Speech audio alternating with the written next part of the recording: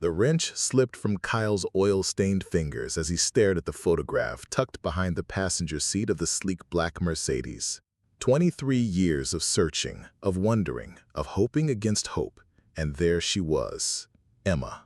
Before we jump back in, tell us where you're tuning in from, and if this story touches you, make sure you're subscribed, because tomorrow I've saved something extra special for you. His little sister, the one who'd vanished from the foster system when she was barely 14, now smiling back at him from what appeared to be a corporate headshot. But the woman in this car wasn't Emma anymore. The registration papers on the dashboard read Catherine Sterling, CEO of Sterling Enterprises, one of the wealthiest tech moguls on the West Coast. Kyle's hands trembled as he held the photo, his mind racing back to that terrible winter day when the social workers had separated them, promising they'd find a family who could take both siblings together. That promise, like so many others in the broken foster care system, had turned to ash. The irony wasn't lost on him. Here he was, Kyle Martinez, 31 years old, running a struggling auto repair shop in downtown Seattle, with his 7-year-old son Marcus sleeping in the office because he couldn't afford childcare during the late shifts. And somewhere in this sprawling city lived his sister, now worth billions, probably having no idea that her estranged brother was currently fixing her luxury vehicle while his own life held together by determination and duct tape.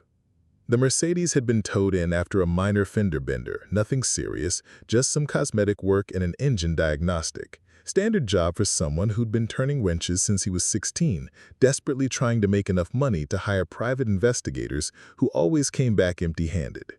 The photo showed a confident woman in an expensive blazer, her dark hair perfectly styled, standing in front of floor-to-ceiling windows overlooking what looked like the Seattle skyline.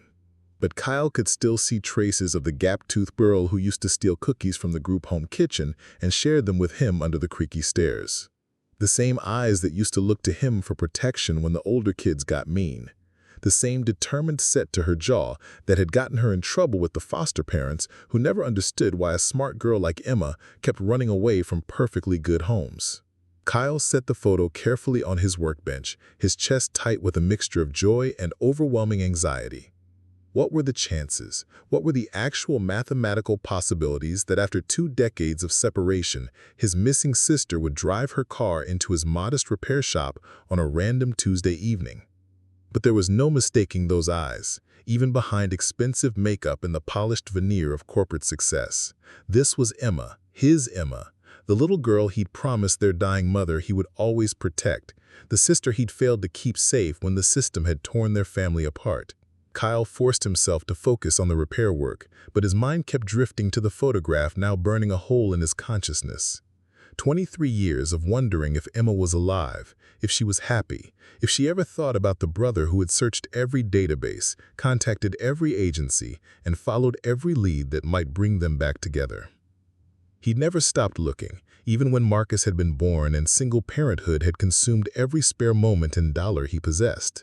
Even when his ex-girlfriend Sarah had walked out, claiming she couldn't handle dating someone who was obsessed with finding ghosts from the past.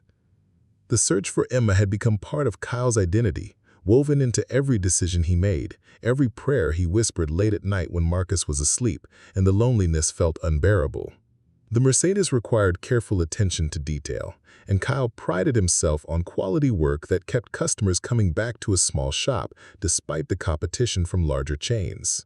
Preparing and narrating this story took us a lot of time, so if you are enjoying it, subscribe to our channel. It means a lot to us. Now, back to the story. But tonight, his usual methodical approach felt impossible to maintain.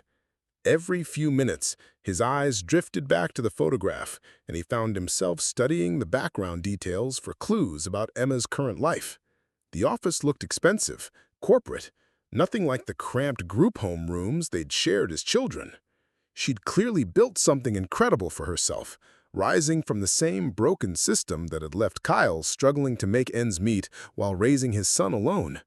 As Kyle worked on replacing the damaged bumper, memories flooded back with painful clarity. Emma had always been the smarter one, the one their caseworkers said had real potential if she could just find stability. She'd been accepted to advanced programs at school, shown remarkable aptitude for mathematics and technology, but the constant moves between foster families had disrupted her education repeatedly. Kyle, 2 years older and fiercely protective, had tried to shield her from the worst parts of their situation, often taking blame for her rebellious behavior and accepting punishment that should have been shared. The last time he'd seen her, she'd been crying in the back of a social worker's sedan, pressing her small palm against the rear window as they drove her to what was supposed to be a temporary placement with a family 3 counties away. The shop bell chimed at exactly 9:30 the next morning, and Kyle's heart nearly stopped when he looked up from the invoicing computer to see her walking through the door. 23 years had transformed the scrawny teenager he remembered into a woman who commanded attention without trying, her presence filling the cramped waiting area of Martinez Auto Repair like she belonged on magazine covers instead of surrounded by tire displays and motor oil advertisements. She wore a tailored navy coat that probably cost more than Kyle made in 3 months, her heels clicking confidently across the concrete floor as she approached the service counter with the kind of purposeful stride that suggested she was accustomed to getting things done efficiently.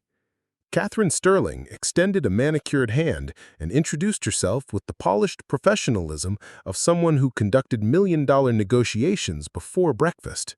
But Kyle couldn't concentrate on her words because he was staring into eyes that had haunted his dreams for over 2 decades. The same deep brown eyes that used to peek over shared library books in the group home. The same eyes that had filled with tears when she'd begged him not to let them separate them. Now those eyes held no recognition whatsoever, looking at him with the polite but distant interest of a successful businesswoman retrieving her vehicle from a service provider she would never remember after today. "I'm here about the Mercedes," she said, her voice carrying the subtle authority of someone accustomed to being listened to and obeyed. "I was told it would be ready this morning. I have a board meeting at 11, so timing is somewhat critical." Kyle nodded, not trusting his voice to remain steady, and walked toward the key rack with legs that felt disconnected from his body. This was Emma, his little sister, standing 3 feet away from him and treating him like a complete stranger. She had no idea that the mechanic fixing her car was the brother who had spent half his adult life searching for her, who had never stopped hoping for exactly this moment. The paperwork felt surreal in his hands as he calculated the final bill, adding up parts and labor costs while his mind screamed with questions he couldn't ask. How had Emma become Catherine Sterling? What had happened during those missing years? Did she ever think about their childhood? About him? About the promises they'd made to find each other someday? Kyle's hands shook slightly as he printed the invoice, and when Catherine reached for her credit card, he noticed she wore no wedding ring, but sported an expensive watch that caught the fluorescent light with every movement. "Your car's ready," Kyle managed, his voice rougher than usual. "Everything checked out fine after the accident. No internal damage, just cosmetic repairs." Catherine nodded and began reviewing the charges with the careful attention of someone who had learned to scrutinize every detail, a habit that Kyle remembered from their childhood when Emma would count and recount their meager allowance money to make sure they could afford the candy bar they wanted to share. She'd always been methodical, precise, qualities that had apparently served her well in the business world. As Catherine signed the receipt, Kyle noticed a small scar on her left hand, just below her pinky finger, and his heart clenched with recognition. She'd gotten that scar when she was 12, climbing the fence behind the group home to retrieve a soccer ball that had been kicked over during a rare moment of playground joy. Kyle had helped her clean the wound and fashion a bandage from torn fabric because their foster parents had been too busy arguing about money to notice that one of their charges was bleeding. The scar was barely visible now, just a thin white line against her professionally maintained skin. But to Kyle, it was proof positive that this polished executive was definitely his missing sister. "Thank you for the quick service," Catherine said, accepting her keys with a brief smile that was professional rather than personal. "I'll be sure to recommend your shop if anyone needs automotive work." She turned toward the door, and Kyle felt panic rising in his chest because this might be his only chance, his one opportunity to reconnect with the sister he never stopped loving or looking for. But how could he possibly explain 23 years of separation in the few seconds before she walked out of his life again, possibly forever? "Wait!" Kyle called out, his voice cracking slightly. Catherine paused with her hand on the door handle, turning back with raised eyebrows that suggested polite impatience rather than curiosity. "I found something in your car, a photograph. I wasn't snooping or anything. It had fallen behind the seat, probably got knocked loose during the accident." Kyle walked to his workbench and retrieved the corporate headshot, extending it to her with hands that trembled visibly. Catherine's expression shifted slightly as she accepted the photograph, her professional composure flickering for just a moment. "Thank you," she said, but her voice carried a new tension that hadn't been there before. She studied the image briefly, then looked up at Kyle with something that might have been confusion or concern. "You said it was behind the seat. That's odd. I don't usually keep personal items in the car." She paused, and Kyle thought he'd detect a slight tremor in her carefully controlled voice. "Did you look at it, the photograph?" Kyle nodded, not trusting himself to speak without revealing everything. Catherine continued staring at him with an intensity that hadn't been there moments earlier, her business executive mask slipping slightly to reveal something more vulnerable underneath. "You remind me of someone," she said slowly, the words seeming to surprise her as much as they did Kyle. "I'm not sure why, but you seem familiar somehow. Have we met before? At a networking event, perhaps? Or through mutual business contacts?" The question hung in the air between them like a bridge that Kyle desperately wanted to cross but didn't know how to navigate safely. This was his moment, his chance to say the words that would change everything for both of them, but the risk felt enormous. What if she didn't believe him? What if she built a new life specifically to forget their shared past? What if Catherine Sterling had no interest in reconnecting with the poverty and instability that Emma Martinez had escaped from? "I don't think we've met in business circles," Kyle said carefully, choosing his words like someone diffusing a bomb. "But you do seem familiar to me too. Very familiar, actually." Catherine tilted her head slightly, studying his face with the same careful attention she'd given to the invoice charges. "What's your full name? I mean, I see Martinez on the Shop sign, but what's your first name?" "Kyle," he answered, watching her face for any flicker of recognition. "Kyle Martinez." Catherine's eyes widened almost imperceptibly, and Kyle saw her grip tighten on the photograph in her hand. "Kyle Martinez," she repeated slowly, as if testing the sound of the words. "That name. Why does that name sound so familiar?" She was fighting against something now. Kyle could see it in the way her breathing had changed, in the sudden tension in her shoulders. "Maybe we should sit down," Kyle suggested gently, gesturing toward the plastic chairs in his makeshift waiting area. "I think there might be something important we need to talk about." Catherine hesitated, glancing at her expensive watch and clearly calculating whether she had time for whatever conversation was about to unfold. But something in Kyle's voice, or perhaps something in her own subconscious recognition, made her nod and move toward the chairs. "I have a few minutes," she said, though her voice suggested she was no longer entirely sure she wanted to know what Kyle was going to tell her. "But then I really do need to get to my meeting." Kyle sat across from her in the worn plastic chair, separated by a small table covered in outdated automotive magazines, and tried to figure out how to bridge 23 years of separation with words that wouldn't shatter the successful life his sister had built for herself. Kyle took a deep breath and pulled out his wallet, extracting a worn photograph that he'd carried for over 2 decades. The edges were soft from handling, the colors slightly faded, but the image was still clear enough to show 2 children sitting on the front steps of what looked like a modest house. The boy appeared to be about 8, his arm protectively wrapped around a smaller girl with pigtails and a gap-toothed grin, both of them squinting against bright sunlight as they smiled at whoever was taking the picture. "This was taken at the Hendersons' house in Spokane," Kyle said quietly, sliding the photograph across the small table between them. "You were 6 years old. It was the only foster family that ever took both of us together, and we lived there for almost 8 months before their financial situation changed and they couldn't keep us anymore." Catherine's face went completely white as she stared at the image, her hands beginning to shake almost imperceptibly. "The Hendersons," she whispered. the name seeming to unlock something deep in her memory. Mrs. Henderson made pancakes on Sunday mornings. She always put extra blueberries in them because— Catherine's voice trailed off, her eyes wide with the dawning realization of what Kyle was telling her. Because I told her they were my favorite. And Mr. Henderson taught us how to throw a baseball in the backyard, even though I was terrible at it. Kyle nodded, watching as recognition flooded his sister's face like sunrise breaking over a long, dark night. "You weren't terrible at baseball," he said softly. "You just needed more practice.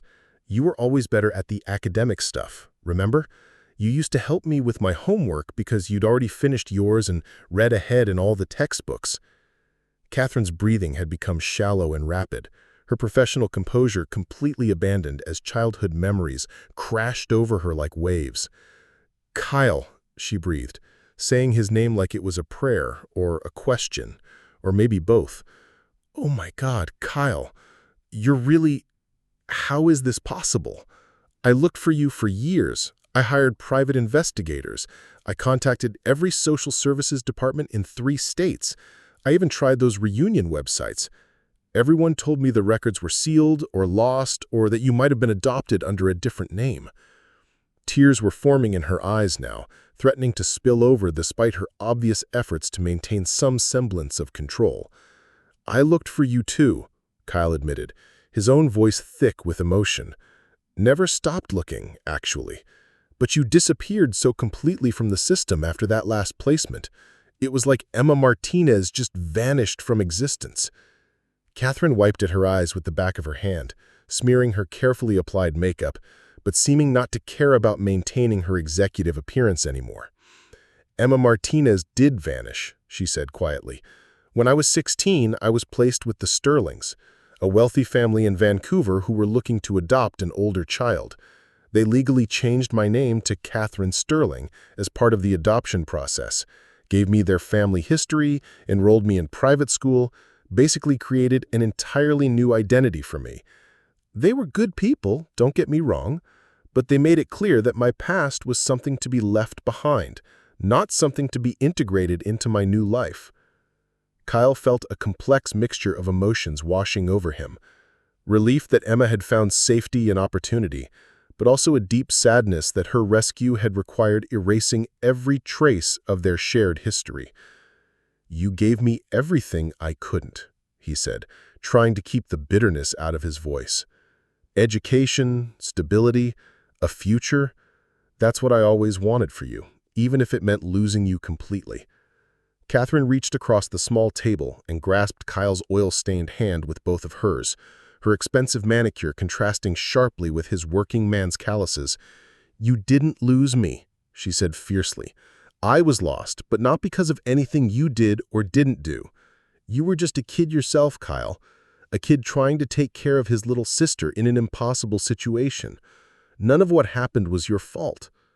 The words Kyle needed to hear for 23 years hit him like a physical blow, and he had to blink rapidly to keep from breaking down completely in his own auto repair shop.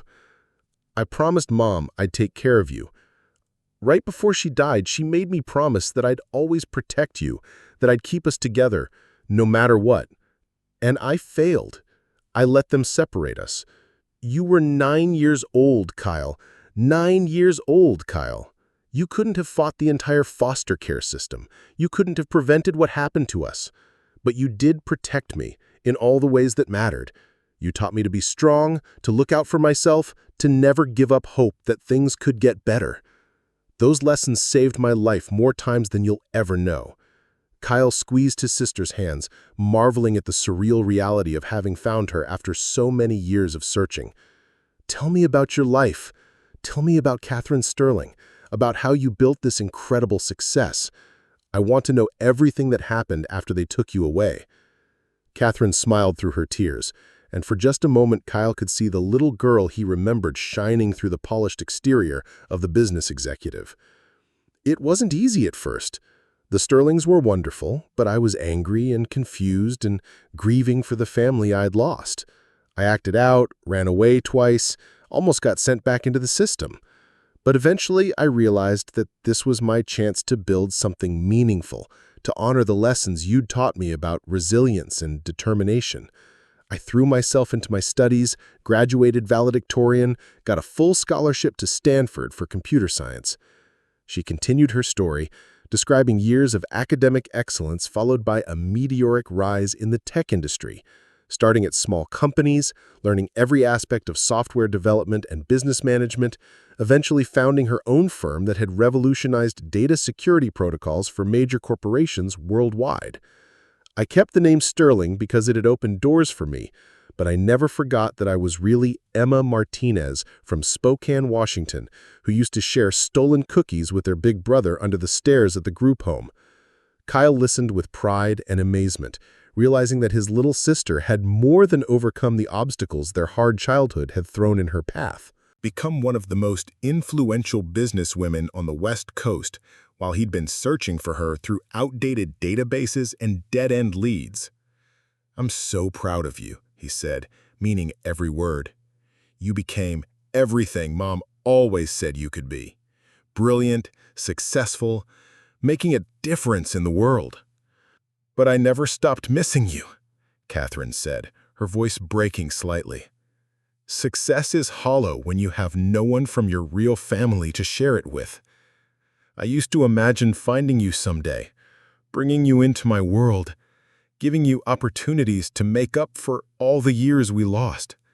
She looked around the modest auto shop with its concrete floors and fluorescent lighting, then back at Kyle with concern.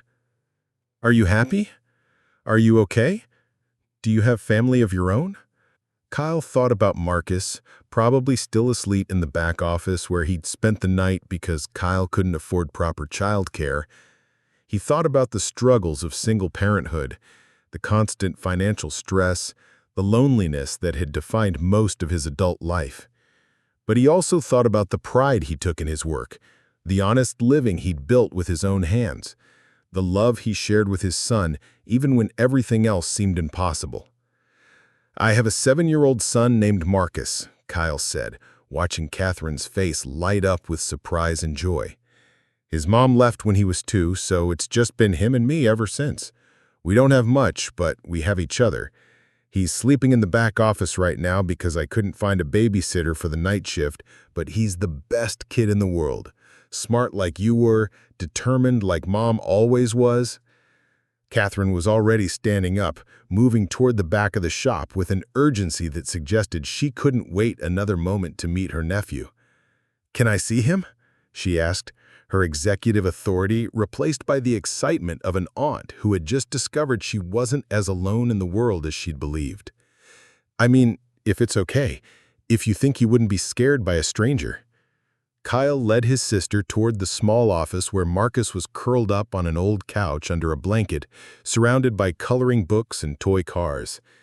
The sight of his sleeping son, combined with the surreal reality of having Emma back in his life, made Kyle's chest tight with emotions he could barely process. Everything was about to change for all of them, and he just hoped they were ready for whatever came next. Marcus woke up slowly, rubbing his eyes with small fists as he noticed the elegant stranger standing beside his father in the cramped office.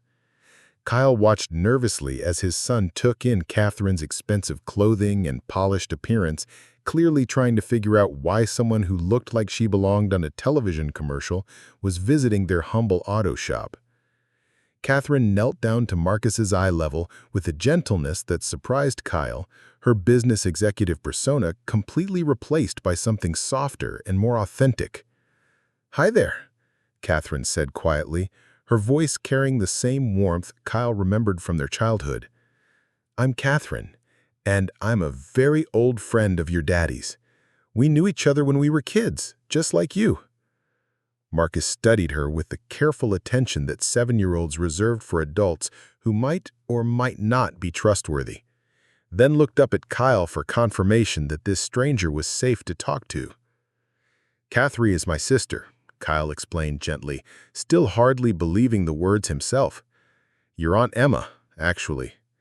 We got separated when we were young, and I've been looking for her for a very long time.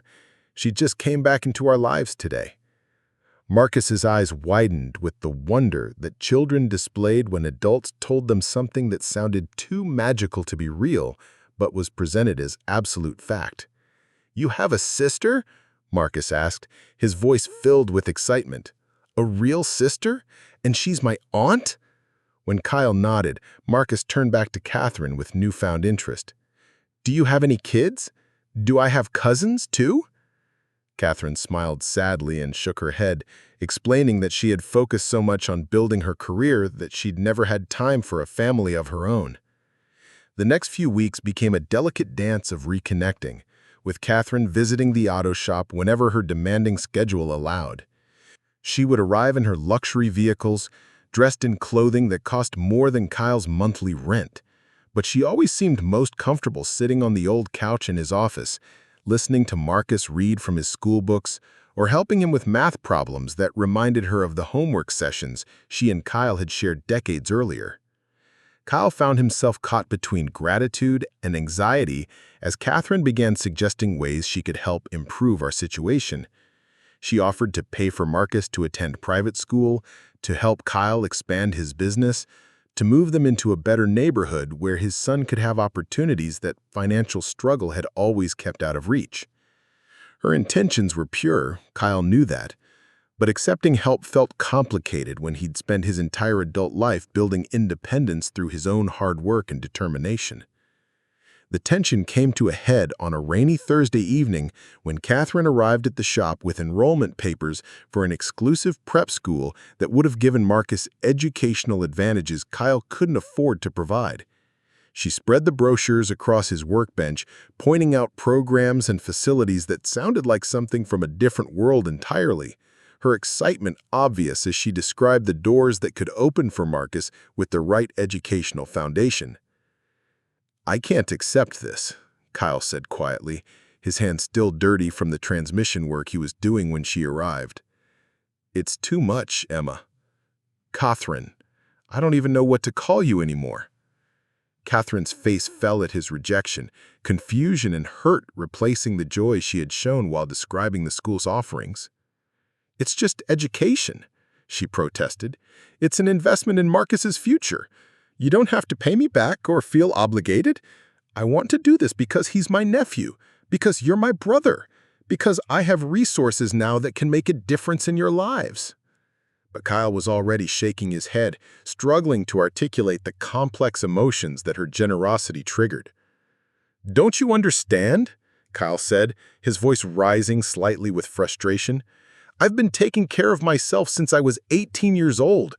I've built this business from nothing, raised my son without help from anyone, made a life that might not be fancy, but it's honest and it's mine. I don't want to become someone who needs rescuing by his successful sister." The argument that followed was their first real conflict since the reunion, with both siblings struggling to navigate the complicated dynamics of their vastly different economic situations. Catherine accused Kyle of being too proud to accept help that could genuinely improve Marcus's opportunities, while Kyle felt like she was trying to solve their problems with money instead of understanding that their relationship meant more to him than any financial assistance she could provide. Marcus, sensing the tension between the adults he had come to love, tried to mediate with the earnestness that children brought to family conflicts they didn't fully understand. "Maybe I could go to the fancy school sometimes and regular school sometimes," he suggested hopefully, not realizing that compromise wasn't possible in this particular situation. The resolution came gradually, through conversations that stretched late into evenings after Marcus had fallen asleep, with Kyle and Catherine slowly learning how to be siblings again, despite the dramatic differences in their life experiences. Catherine began to understand that Kyle needed to feel like an equal partner in their relationship, not a charity case to be managed and improved. Kyle began to recognize that Catherine's offers of help came from love and a genuine desire to share her success with the family she had thought she had lost forever. Education fund for Marcus that Kyle could access when he felt comfortable doing so, and Kyle agreeing to let his sister be part of their lives without constantly worrying about maintaining his independence. The healing process was slow and sometimes painful, but both siblings were committed to rebuilding a connection that could withstand the pressures of their different worlds. The annual Seattle Tech Innovation Awards ceremony was held at the Grand Hyatt, a glittering affair that brought together the city's most influential business leaders, venture capitalists, and technology pioneers for an evening of recognition and networking. Catherine had been invited as a keynote speaker, her company having revolutionized cybersecurity protocols that were now used by Fortune 500 companies worldwide. She stood backstage in her designer gown, reviewing her speech notes one final time when she made a decision that would surprise everyone in attendance. Kyle sat in the audience wearing his only suit, purchased from a thrift store that morning and still carrying the faint smell of mothballs despite his best efforts to air it out. Marcus fidgeted beside him in his church clothes, overwhelmed by the grandeur of the hotel ballroom with its crystal chandeliers and tables full of people who seemed to exist in a completely different universe from their modest life above the auto shop. Kyle had protested when Catherine insisted they attend, arguing that they would be out of place among Seattle's elite, but his sister had been adamant that she needed them there for reasons she hadn't fully explained. When Catherine took the stage, the audience erupted in polite applause, befitting her reputation as one of the most successful entrepreneurs in the Pacific Northwest. She began her prepared remarks about innovation and perseverance, delivering the kind of inspiring but safe corporate message that award ceremonies typically featured. But halfway through her speech, Catherine paused and looked directly at Kyle and Marcus in the audience, her professional composure wavering as she made a choice that would change everything. "I want to tell you a different story tonight," Catherine said, her voice carrying clearly through the sophisticated sound system to every corner of the ballroom. "A story about what success really means, and about the family that taught me everything I know about resilience and determination." The audience settled into attentive silence, sensing that they were about to hear something more personal and authentic than the usual corporate platitudes. Catherine spoke about growing up in foster care, about being separated from her brother when they were just children, about spending decades searching for the family she'd lost while building a business empire that felt hollow without the people she loved most. She talked about Kyle, describing him not as her poor relation who needed charity, but as her hero, the brother who had sacrificed his own childhood to protect her, who had never stopped looking for her despite having every reason to give up hope. "3 months ago, I thought I was successful," Catherine continued, her eyes finding Kyle's across the crowded ballroom. "I had money, recognition, a company worth billions of dollars. But I was also alone in ways that no amount of professional achievement could fix. Then fate brought my car to a small auto repair shop in Georgetown, where I discovered that real success isn't measured in quarterly earnings or stock prices. It's measured in the love we share with family, in the courage to rebuild relationships that matter more than anything else in the world." The audience was completely silent now, captivated by the raw honesty of Catherine's words. She gestured toward Kyle and Marcus, asking them to stand as she introduced them to the room full of Seattle's most powerful people. Kyle felt his face burn with embarrassment as hundreds of curious eyes focused on him, but Marcus squeezed his hand with excitement, clearly thrilled to be part of his aunt's important moment. "This is my brother, Kyle Martinez," Catherine announced, her voice filled with pride. "He owns Martinez Auto Repair, where he works 16-hour days to provide for his son and still finds time to volunteer coaching Little League on weekends. He never graduated college, never had the advantages that money can buy, but he's taught me more about integrity and perseverance than any business school or corporate mentor ever could. And this is my nephew Marcus, who reminds me every day that the best investments we make are in the people we love." The audience that followed started slowly, but built into a genuine ovation as the audience responded to the authenticity of Catherine's presentation. Kyle felt tears threatening as he watched his sister use her platform to honor their family rather than simply promoting her business achievements. After years of struggling in obscurity, of being invisible to the wealthy and powerful people who inhabited Catherine's world, he was being recognized not as a charity case, but as someone worthy of respect and admiration. Following the ceremony, Kyle found himself surrounded by business leaders who wanted to shake his hand and learn more about his auto repair shop. Several offered to bring their vehicles to him for service, impressed by Catherine's description of his work ethic and attention to detail. A venture capitalist mentioned that he'd been looking for honest, reliable automotive service and would be happy to recommend Kyle to his entire network of contacts. But the moment that mattered most came later that evening, when the three of them sat in Catherine's luxury sedan in the hotel parking garage, sharing leftover dinner rolls from the reception and laughing about Marcus's wide-eyed reaction to meeting Seattle's technology elite. Catherine had kicked off her expensive heels and was sitting cross-legged like the little girl Kyle remembered, while Marcus dozed contentedly between them, exhausted by the evening's excitement. "Thank you," Kyle said quietly, not sure if he was thanking her for the public recognition, for finding him again, or simply for being his sister, despite all the years and obstacles that had kept them apart. Catherine smiled and reached over to squeeze his hand, her diamond bracelet catching the parking garage lights as she moved. "Thank you for never giving up on me," she replied, "for teaching me that family isn't about blood or shared history or even growing up in the same place. It's about choosing to love each other despite everything that tries to keep us separated." Kyle looked down at his sleeping son, then at his sister, who had traveled such an incredible distance to find her way back to them, and realized that they had finally become the family their mother had always dreamed they could be. 6 months later, Martinez Auto Repair had expanded into the empty building next door, with Catherine as a silent partner who let Kyle maintain complete control over operations while providing the capital necessary for growth. Marcus was enrolled in an excellent public school with an after-school program that Catherine funded anonymously, giving him opportunities without compromising Kyle's need to feel like he was providing for his son through his own efforts. Most importantly, they had dinner together every Sunday, sharing stories and building new memories that honored both their difficult past and their hopeful future.